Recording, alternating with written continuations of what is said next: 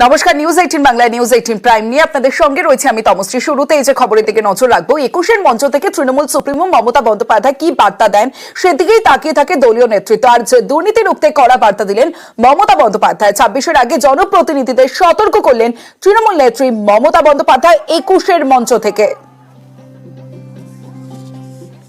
তৃণমূল কংগ্রেস আমরা মানুষের সামাজিক বন্ধু হব। আমি বিবেকবান চাই, বিত্তবান চাই না। পয়সা আসে চলে যায়, সেবার কোনো বিকল্প নাই। আমি অল মিউনিসিপ্যালিটি, পঞ্চায়েত, এমএলএ, এমপিদের সকলকে বলবো, এখন থেকে কোনো অভিযোগ যেন কারো বিরুদ্ধে দল না পায়। যদি কোনো অভিযোগ কারো বিরুদ্ধে পায়, আমরা কিন্তু উপযুক্ত অ্যাকশন নেব। যা আছে ঘরে সেটা খেয়ে বেঁচে থাকুন, আমার লোভ করবার দরকার নই।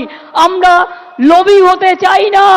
যতদিন আপনারা এই কাজটা করে দিতে পারবেন, ততদিন মনে রাখবেন আপনাদের কেউ সরাতে পারবে না, আপনাদের কেউ হাঁটাতে পারবে না।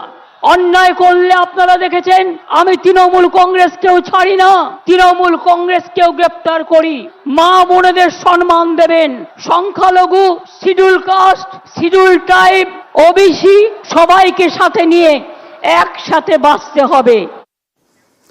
তৃণমূলে বিত্তবান নয়, বিবেকবান কর্মীর গুরুত্ব স্পষ্ট করলেন মমতা বন্দ্যোপাধ্যায়। জিতে আরো নম্র ও দায়িত্ব নেওয়ার বার্তা তৃণমূল সুপ্রিমোর।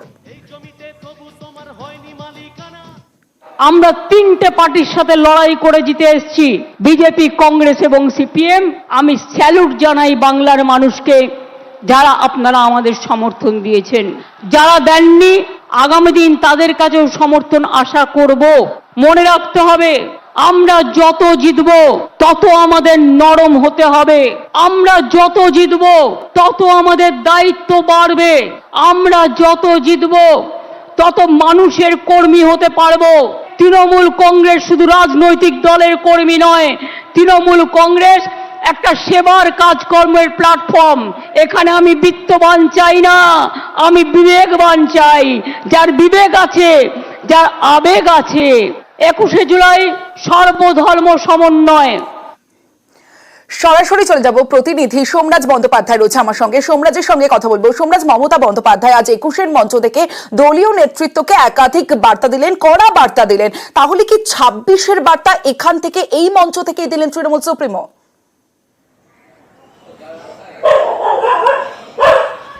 দেখো, একদমই শৃঙ্খলার বার্তা, শুদ্ধিকরণের বার্তা এবং তার সঙ্গে দলীয় কর্মীদের সতর্ক করে দিলেন মমতা বন্দ্যোপাধ্যায়। তার কারণ 2026-এ বিধানসভা নির্বাচন, তার আগে যে সদ্য যে লোকসভা নির্বাচন শেষ হয়েছে, সেই সদ্য লোকসভা নির্বাচনে তৃণমূল কংগ্রেস 29টি আসনে জয় পেলেও একাধিক পৌরসভাতে তৃণমূল কংগ্রেস পিছিয়ে রয়েছে। সেখানে মমতা বন্দ্যোপাধ্যায় সম্প্রতি যখন প্রশাসনিক বৈঠক করেছিলেন, সেই সময় মিউনিসিপ্যালিটিগুলির ওপর ক্ষোভ প্রকাশ করেছিলেন যে কেন পরিষেবা পৌঁছে দেওয়া যাচ্ছে না, পরিষেবা পাচ্ছে না সাধারণ মানুষ। তেমনটাও অভিযোগ তুলেছিলেন খোদ মমতা বন্দ্যোপাধ্যায় এবং পৌরসভাগুলির ভূমিকা নিয়েও ক্ষোভ প্রকাশ করেছিলেন। এবং এক্ষেত্রে মমতা বন্দ্যোপাধ্যায় 21শে জুলাইয়ের মঞ্চ থেকে সেই জায়গাটাই ফের স্পষ্ট করলেন যে শুধু প্রশাসনিকভাবে নয়, সাংগঠনিকভাবেও এবার তিনি শাস্তিমূলক পদক্ষেপ নেবেন তার দলের কর্মীদের বিরুদ্ধে, দলের নেতাদের বিরুদ্ধে। সাধারণ মানুষ পরিষেবা না পেলে, সাধারণ মানুষের তরফে কোনো অভিযোগ এলে তার পদক্ষেপ নেওয়া হবে, একথা মমতা বন্দ্যোপাধ্যায় স্পষ্ট করে দিলেন আজকে 21শে জুলাইয়ের মঞ্চ থেকে। দ্বিতীয়ত, বারবারই কিন্তু একটা বিষয় নিয়ে অস্বস্তিতে পড়েছে শাসক দল তৃণমূল কংগ্রেস, যে তৃণমূল কংগ্রেসের কর্মীদের বিরুদ্ধে দুর্নীতির অভিযোগ, টাকা তোলার অভিযোগ, এই ধরনের একাধিক অভিযোগে বারবার অস্বস্তিতে পেরেছে। সেই জায়গা থেকেই মমতা বন্দ্যোপাধ্যায় এদিনকে ফের শুদ্ধিকরণের বার্তা দিলেন এবং দলীয় কর্মীদের মধ্যে শৃঙ্খলার বার্তাও দিলেন। যাদের বিরুদ্ধে অভিযোগ আসছে তাদেরকেও যে ছাড়া হবে না, এদিনকে মমতা বন্দ্যোপাধ্যায় সেটাও স্পষ্ট করলেন। তার সঙ্গে সাধারণ মানুষের কাছে যাওয়ার পরামর্শ দিলেন। যেখানে যেখানে তৃণমূল কংগ্রেস হেরেছে এই লোকসভা নির্বাচনে, সেখানে কি কি খামতি ছিল, সাধারণ মানুষের কাছে গিয়ে ক্ষমা চেয়ে নেওয়া, এই পরামর্শ দলীয় নেতাকর্মীদের দিলেন মমতা বন্দ্যোপাধ্যায়।